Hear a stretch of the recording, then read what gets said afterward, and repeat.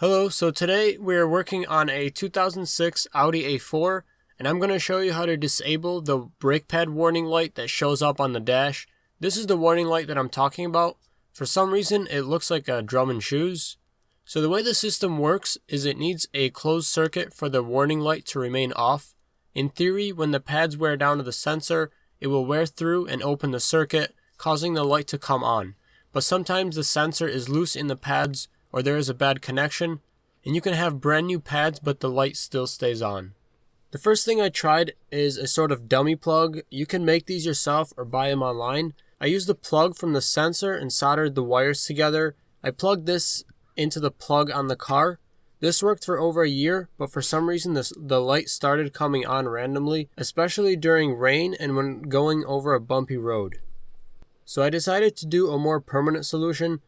I'm going to clip the harness on the car and solder the sensor wiring together. This will make the car always see a closed circuit and the light won't come on. The first step is to cut off the plug.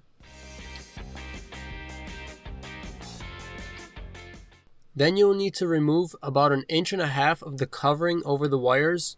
Be careful not to cut the wires inside.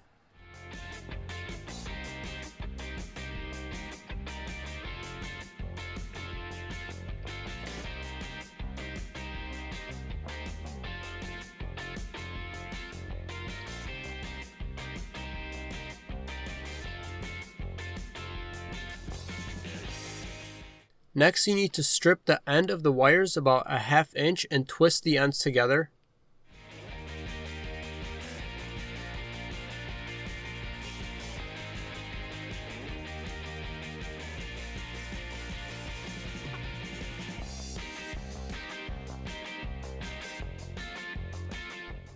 The next step is to solder the twisted ends together.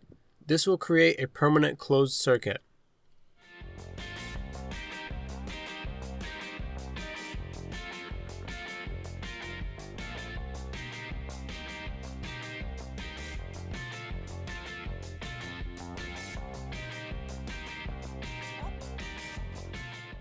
Once the ends are soldered, carefully bend the end back on itself.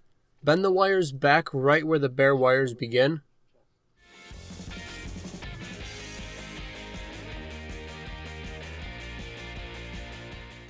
Now we use heat shrink to cover the wiring.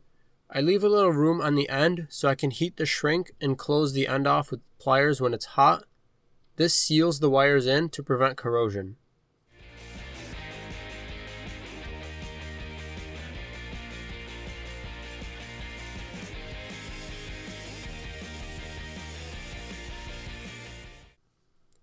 This is what it should look like. Now go ahead and remove the wiring from the brake pad. Do this on both sides and you won't get an annoying light that comes on randomly. But now this means you have to keep an eye on your brake pads and make sure you replace them when they get low. And there you go, another simple little job. If you have any questions or comments, leave them down below.